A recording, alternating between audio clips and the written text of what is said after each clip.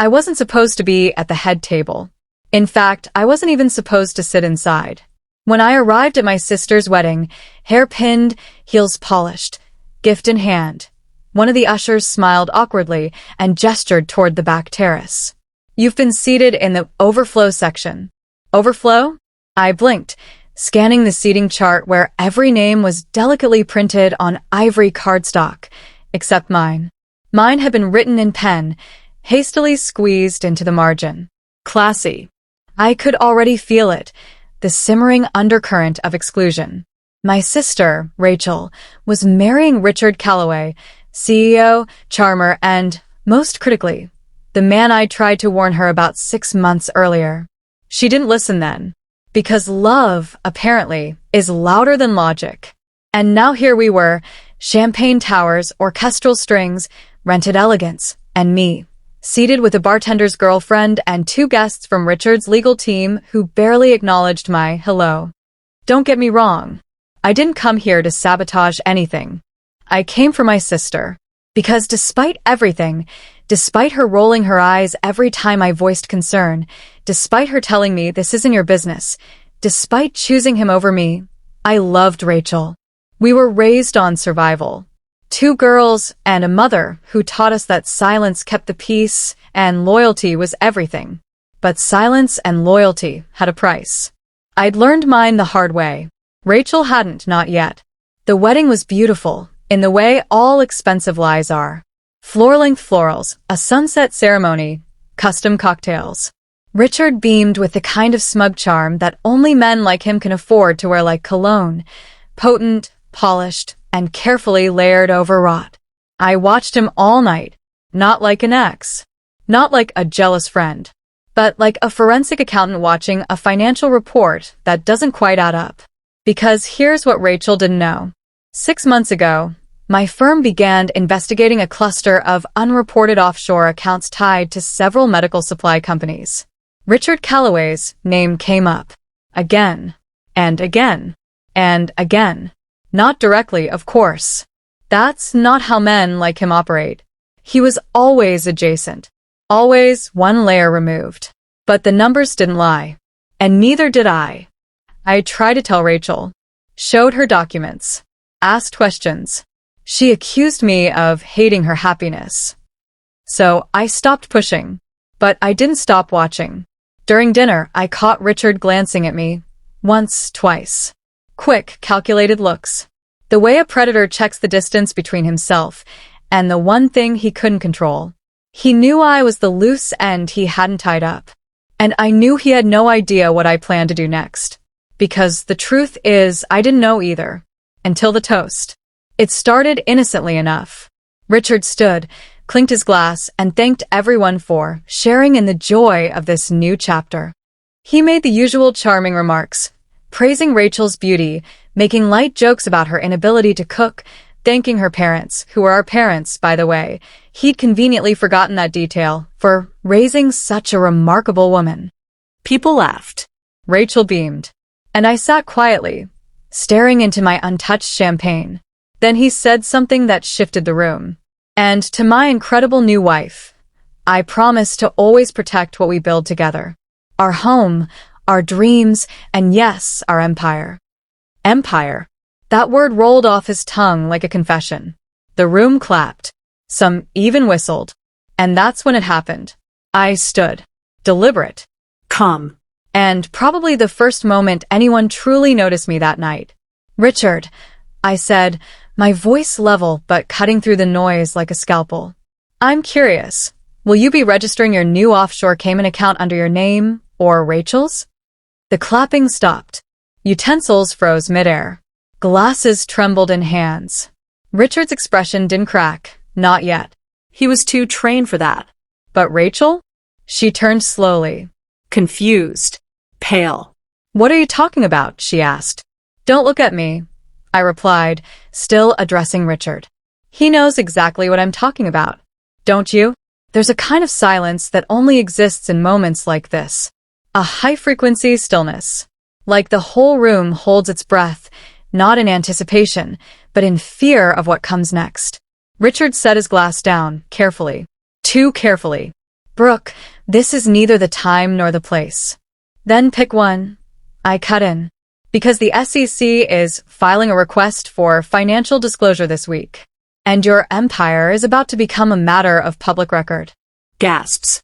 Whispers. Chairs shifting. Rachel stood now, her face a portrait of disbelief and betrayal. Is this a joke? I looked at her, really looked, and said, softly, I wish it were. Richard stepped forward. You don't have proof. I do. Then you'll ruin her, too. And that was his fatal mistake. Because even in front of all those people, even as his lies unraveled, he still thought this was about power, about leverage, about threats. He didn't realize. I had already accepted the cost. The rest is a blur. The room erupted. Richard's business partners huddled in the corner, whispering furiously. Rachel's friends pulled her aside. Her makeup artist started crying. The band stopped mid-song. Me? I walked out. Not triumphant. Not vengeful. Just done. I didn't need to watch the fallout. I didn't need to be there when Rachel read the documents I left with her maid of honor. I didn't need to stay and soak in the satisfaction. Because justice doesn't need an audience. Just a spine. And mine had finally stopped bending. I didn't expect her to come that night. But less than 3 hours after I walked out of the wedding, my doorbell rang. Once. Then again, sharper. I opened the door to find Rachel standing in the hallway, makeup smudged, shoes in hand, wedding hair undone. She looked like a ghost of someone who had just come home from a dream that turned into a disaster. You couldn't wait until after the reception? She said. No hello. No, can I come in? I didn't plan it, I replied. But I wasn't going to sit there and let him toast to a future built on fraud. She stepped in without being invited, as if the rules of civility still applied, as if I hadn't just exposed her new husband in front of 120 guests and at least 3 potential investors. She walked to the kitchen, set down her heels, and leaned against the counter like we were about to rehash a minor disagreement. I stood opposite her. Do you even care what this looks like? I care more about what it is. There was a silence between us, thick with too many years of unresolved tension. Not just about Richard, but about everything.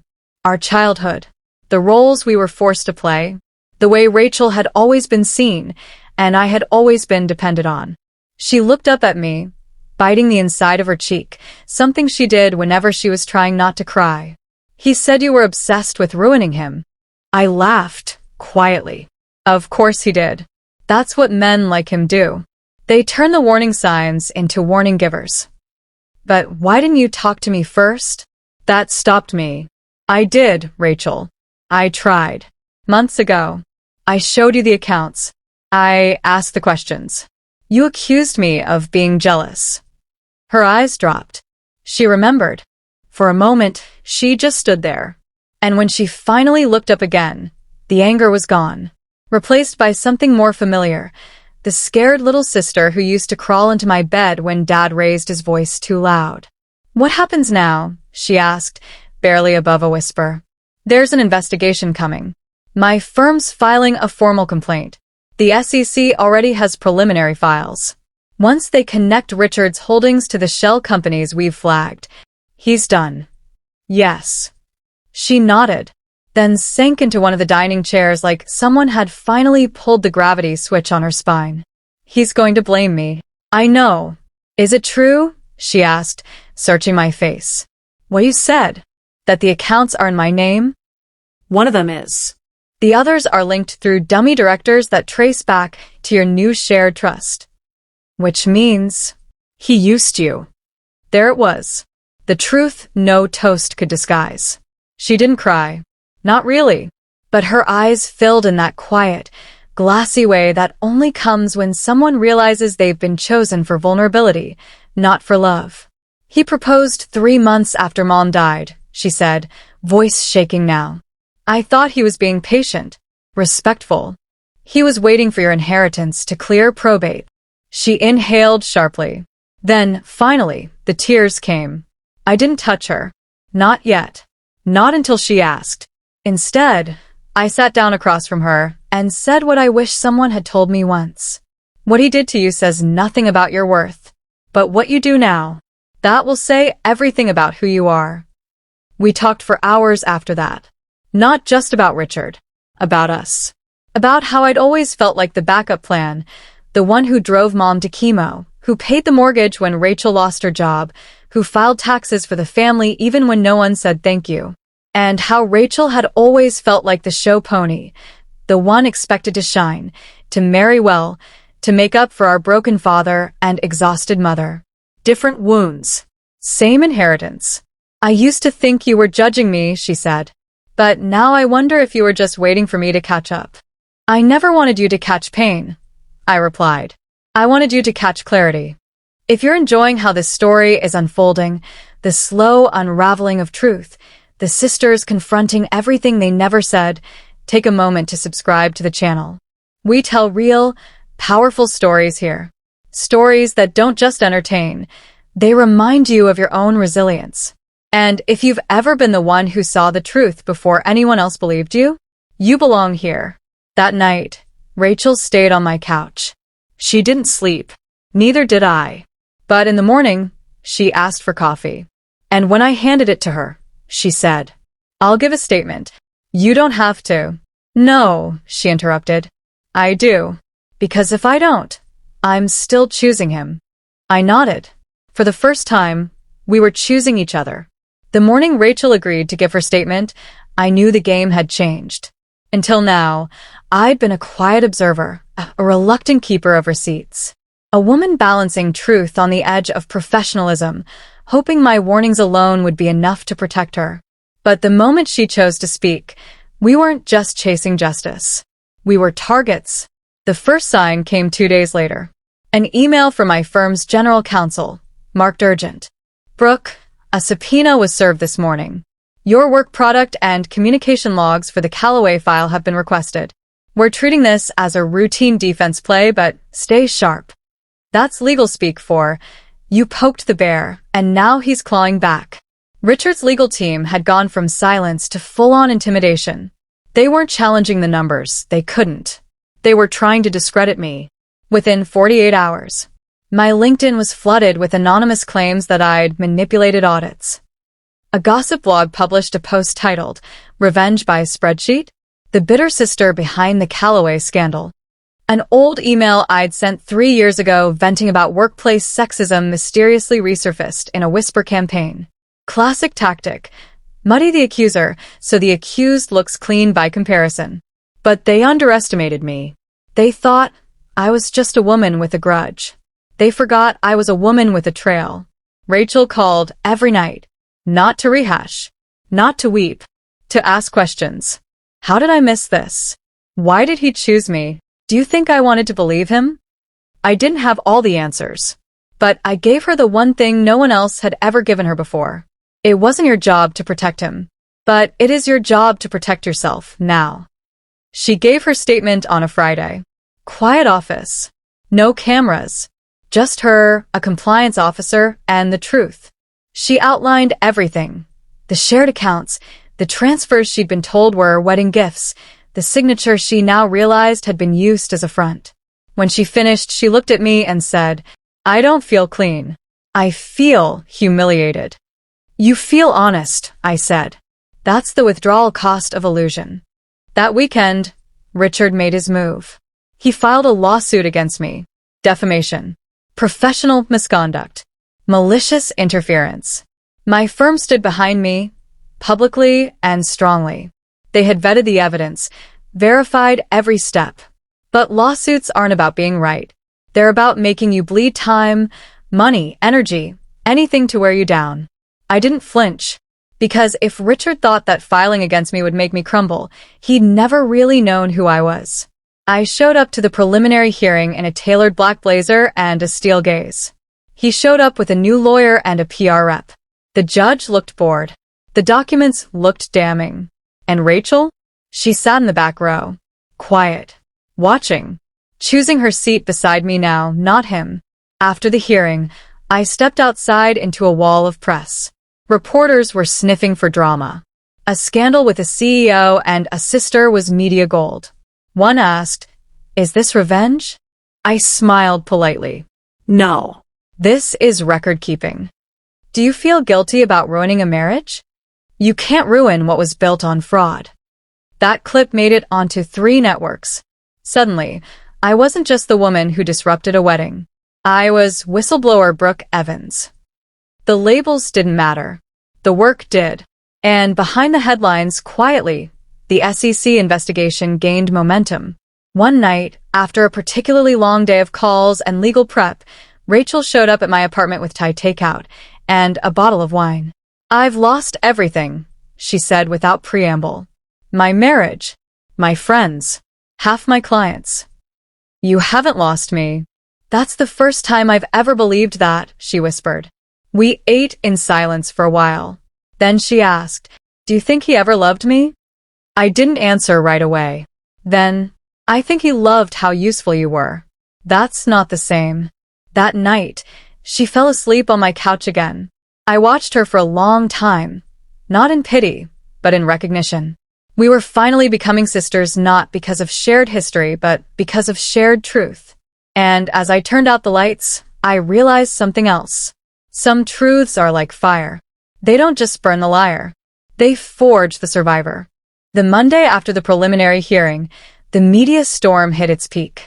It started with a leaked photo, Richard in a luxury condo lobby in the Caymans, time-stamped just 2 weeks before the wedding. The source was anonymous, but the message was clear. He wasn't hiding. He was staging. Within hours, the story had been picked up by financial blogs, then mainstream outlets. CEO or con man became the trending headline.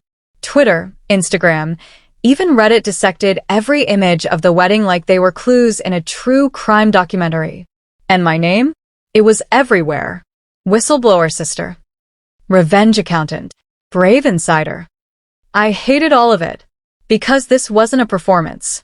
It was a cost. Rachel, meanwhile, was drowning. Her phone wouldn't stop ringing, friends, clients, old college roommates suddenly unsure of how to handle the woman married to a scandal. Half her business associates backed away. Her social media went private. Even her favorite yoga studio rescheduled indefinitely. She stayed with me for a while. Moved in, technically, though neither of us labeled it. We took turns cooking dinner. Took walks at dusk. Laughed more than we should have, considering the wreckage still smoldering behind us. But the nights were heavy. She'd lie on the couch with the television off, scrolling through comments, reading every theory, every insult. "They think I knew," she whispered once. "They don't know anything," I said. "But what if I did? On some level? What if I let myself believe because the lie was easier than the loneliness?" I didn't answer that night. Some questions don't need replies. They need space. By midweek, the SEC issued its first official statement. Substantial evidence suggests multiple financial violations linked to Calloway holdings. More names surfaced. Associates. Shadow partners. A tangled network of manipulation disguised as investment. But the most damning piece? A signed transfer of $1.4 million into an account under Rachel Calloway's name. My sister. His pawn. We sat at my kitchen table when I showed her the document.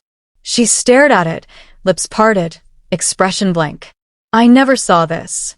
"I know. He used me to move stolen money." "Yes. And he made sure I wouldn't question it because I trusted him." "He married you to legitimize it, Rachel. The wedding was his alibi." She blinked once. Then slowly, like peeling wallpaper, her entire face changed. Not sadness. Not guilt. Anger. That night, she called her attorney and asked to file for annulment. No press. No Instagram story. Just the cold precision of someone reclaiming her narrative. The next day, she met with federal investigators, again, this time not as a victim, but as a cooperating witness. And Richard? He finally cracked. A private video surfaced, leaked from an internal call with his legal team. It showed him shouting at advisors, accusing his own lawyers of betrayal and, most importantly, confirming his knowledge of the offshore accounts. That footage made everything real. Denial was dead.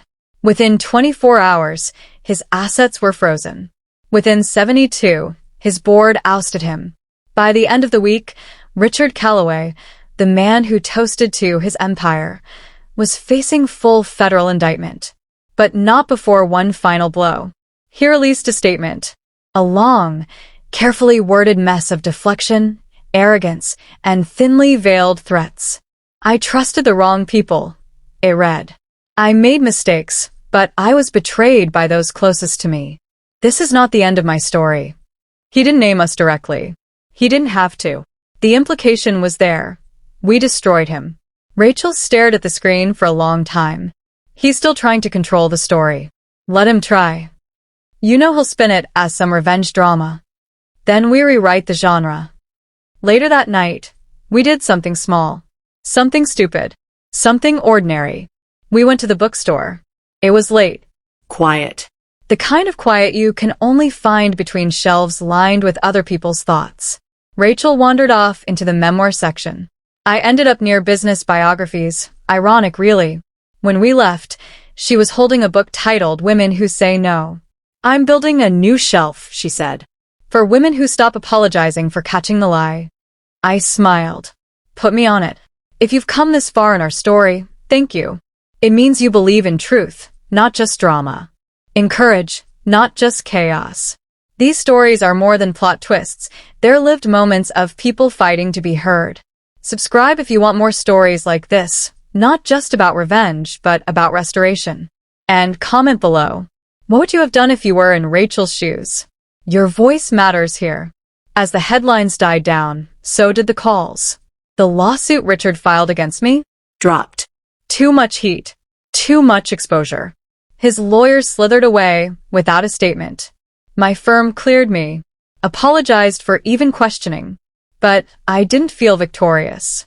I felt cleansed, like a fever had finally broken. The last time I saw Richard was on a news clip, handcuffed, head down, escorted into a courthouse by two stern-looking officers. No champagne, no spotlight, no empire. Just a man who thought he could build a legacy on lies. And two sisters who stopped asking for approval and started fighting back. By the time Richard's face disappeared from the headlines, our lives had grown quiet again. But not peaceful. The kind of quiet that comes after a storm isn't always calm. It's cluttered. Debris. Memory. What-ifs. We weren't navigating silence. We were stepping over wreckage. Rachel was technically single again. The annulment went through without much friction.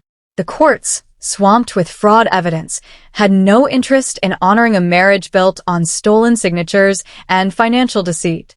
But legal endings aren't emotional ones. Some mornings, she'd sit at my kitchen table, absent-mindedly twisting her ring finger. I can't believe I changed my name for him, she said once. You can change it back. I know. It's just, I feel like I'm erasing a mistake I never got to fully understand. Meanwhile, I went back to work. Sort of. The firm offered me a promotion, a quiet reward for my ethical bravery. But the offer felt hollow. What did a corner office mean if all I could see from the window were more men like Richard? I didn't say yes. I didn't say no. I just waited. And then, 3 weeks later, I got an invitation. Not to another wedding. To speak. A university ethics seminar had picked up the story. They wanted me to talk about the intersection of loyalty, legality, and whistleblowing, not as a case study, but as a human. I almost deleted the email. Then Rachel said, "You told the truth when it cost you something. That makes you qualified." So, I said yes. The lecture hall was full. Students, faculty, a few alumni. I stood at the podium, hands steady, voice calm. Told the story, not just the scandal, but the choices. The silence. The moment I stood up during the toast. The cost. When I finished, someone in the back row raised a hand. If you could go back, he asked, would you still speak up? Knowing what it would cost your sister? I didn't hesitate. Yes, I said. Because silence wouldn't have protected her. It would have buried her next to his lies. Rachel was waiting when I got home. You're on TikTok, she said, holding up her phone. Someone recorded your talk. You're going viral. I groaned. Please tell me it's not the moment I said, fraud is elegant until you audit it. That's the exact clip. We both laughed, really laughed. It felt good. Then she looked at me and said, "You saved me." I shook my head. No. I just told the truth. You chose to believe it. We spent the evening quietly, curled on the couch watching reruns of shows we used to love before life became one long courtroom drama. Somewhere between episode 3 and 4, Rachel said, "You should take the promotion." Why? Because you don't have to fight the whole system to change it. Sometimes you just need to stand in a room where no one expects you to speak, and speak anyway. That night, I pulled the firm's offer letter from the drawer, read it again, then wrote my own terms on the back. Not just more money, more autonomy. A say in which cases I handled. The power to push whistleblower protections further inside the firm. I sent it back with a single sentence.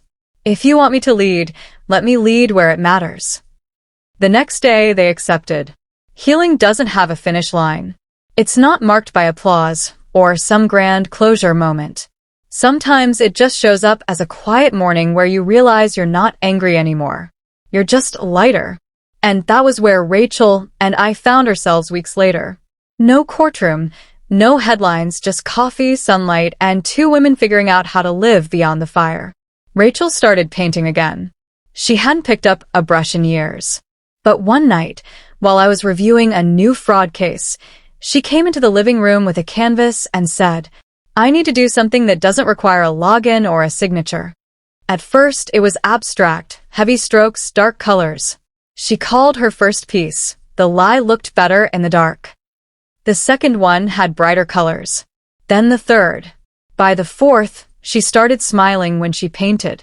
She didn't post any of them online. Not yet. But she kept them lined up in the spare room, like a journal she could walk through. Her own visual recovery timeline. Meanwhile, I accepted my new position. Senior investigator with discretionary authority. That meant I could choose the cases that mattered, the ones that involved people like Rachel who never saw it coming. They sent me to speak at 2 more universities, then a tech conference in Boston. At first, I kept my tone clinical, stick to the facts, don't overstep. But eventually, I realized something. People don't remember the data. They remember the decision. So I started talking about why I stood up during the toast. What it felt like to be disrespected, dismissed, and still speak anyway. What it cost. What it gave back. After one panel, a young woman in the audience came up to me and said, "I think I'm in the middle of my own Richard situation. But I thought maybe I was being dramatic." I looked her dead in the eye and said, "Trust the discomfort. It's usually more honest than the charm." She cried. We hugged. And I realized, this is what justice looks like now, not just the courtroom. The conversation. Rachel had her own breakthrough one afternoon when we were reorganizing her storage unit. Buried between old magazines and college art supplies was a wedding scrapbook she'd never finished. Inside was a page titled "Forever Starts Here." She stared at it for a long time. I used to believe love had to look expensive to be real. And now I believe it has to feel safe to be worth anything at all. She tossed the book in the discard pile. Didn't flinch. We hosted a small dinner at my place that weekend. Just a few friends. No photographers. No viral speeches. At one point, Rachel pulled me aside and said, "I'm thinking of starting an art account. No selfies. Just work." Do it. What if people still think of me as his wife? Then post a piece called "Formerly His, Fully Me." She laughed so hard, she nearly spilled her wine. God, you're dangerous when you're poetic. Later that night, I stood alone on the balcony while everyone laughed inside. And I thought about how far we'd come. The scandal hadn't just exposed a criminal, it had untangled a lifetime of silence. We weren't just recovering from Richard. We were recovering from roles. The ones we'd inherited, performed, and resented. And now, we were writing new ones. Ones we chose. If this story is hitting something true for you, if you've ever broken free from someone who counted on your silence, you're not alone. Subscribe for more stories like this, the ones where courage isn't loud, but it's unstoppable. And tell us in the comments, What's the moment you knew it was time to speak? Your voice matters. Always has. A year later, no one talks about Richard Calloway. Not really. His trial went public, of course. 3 weeks of testimony, spreadsheets, whistleblowers, a parade of former colleagues too nervous to look me in the eye as they recanted support for a man they once toasted with. He took a deal. 7 years. Federal prison. Asset forfeiture. Reputation dust. There was no press conference. No final speech. Just a man who once thought his name was a brand, now reduced to an inmate number. But this story was never about him. It was about us. Rachel and me. The sisters everyone assumed were opposites, the soft one and the sharp one, the heart and the spine. But what they never saw was this. We were always two halves of one survival.